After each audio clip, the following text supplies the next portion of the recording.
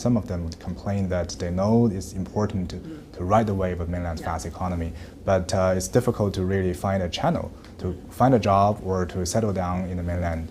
How we're going to provide certain policies to help them to achieve that? In fact, now they have a lot of opportunities. They need to overcome their psychological barrier. I have to say that in recent years, there is a sort of psychological barrier among some young people who are a bit fearful of going into the mainland of China. But for those who are willing to make this venture, well, by the way, my son included, my son is now working in Beijing, so they can see a lot of opportunities in the mainland of China. And right now we have 15,000 Hong Kong young people studying in very renowned universities in the mainland of China. So they will be the first mover to know more about the mainland system, policies, culture. And I have talked to some of them. Many of them would like to stay behind to find a job in the mainland of China. And for students, whether in the secondary or in university, we have the government departments and universities running all sorts of student exchange programs, internship programs, study tours, and so on. So the question now is not a lack of opportunities, it's really how to encourage young people to open up themselves a bit, to see the world, to see the mainland of China. Talking about this psychological barrier, do you think it's just a lack of spirit of taking adventures, or it also concerns some sort of prejudice toward the mainland? I suppose a bit of both, because Hong Kong young people are generally very privileged. They have opportunities to go abroad, to look at the world through, again, the student exchange program and some of the scholarships that we offer, and so on and so on. But somehow in recent years, amongst some of the young people, they have taken this misperception about mainland trying to interfere into Hong Kong affairs and brainwash them and things like that, that gives them a bit of worry. But I feel that in time to come, once they see that actually there's a lot of opportunities in the mainland of China, they have more opportunities to interact with mainland students, or to go there, or to listen firsthand to the Hong Kong students who are studying in the mainland and come back to work or staying behind in the mainland. Then they will have a better perception, or a more correct perception, of what the mainland of China could offer them.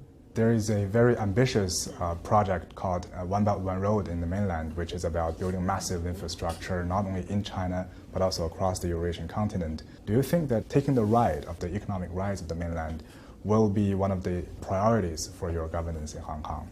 Well, certainly, because as I mentioned, Hong Kong is an externally oriented economy.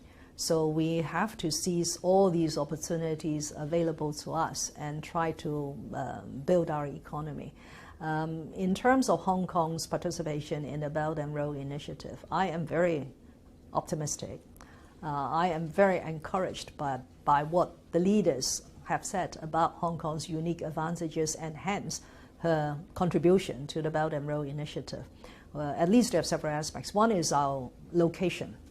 Hong Kong is very strategically located along the Belt and Road, especially, of course, the sea route, because we are a port economy and we are an aviation hub, and we are very close to Guangdong province. We have Shenzhen as our neighbor, which is a tech hub. So the location is our unique advantage. Second advantage is being a first mover, because we have opened up much earlier than the mainland economy. So we are now an international city. We have links with many parts of the world and so on. So this first mover advantage is very important. Third area is we are a predominantly service economy, accounting for over 90% of our GDP.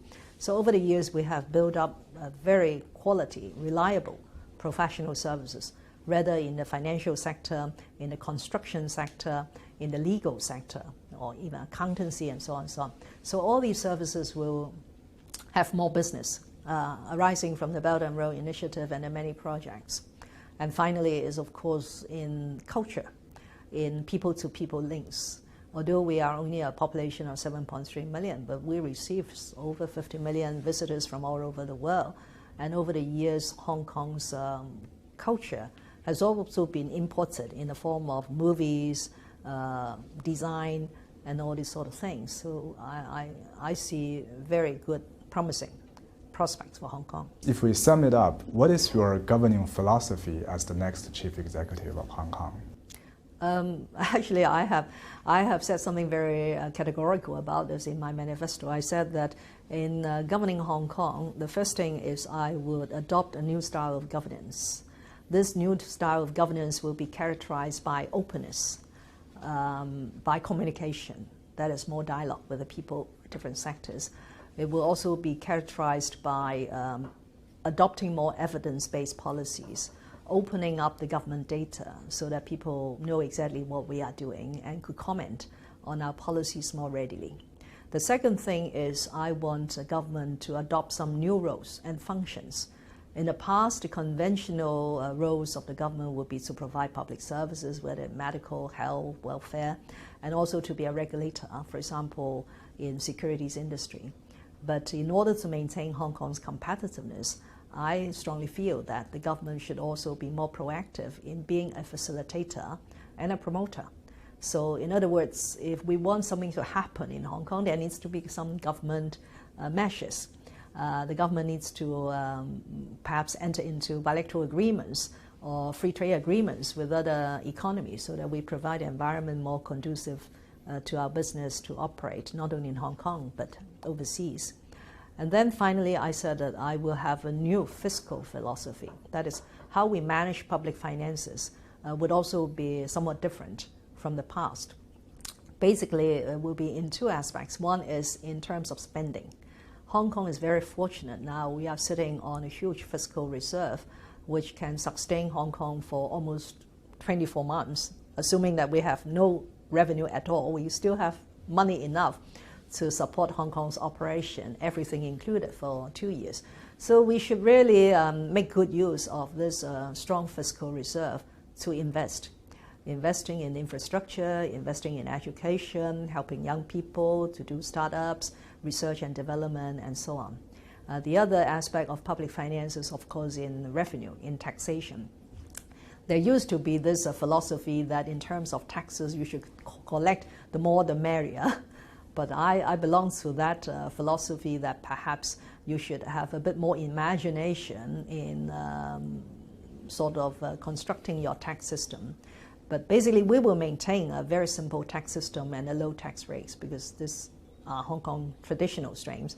But on top of that, in order to remain competitive, I think that we should move on to having some tax measures which will raise Hong Kong's competitiveness.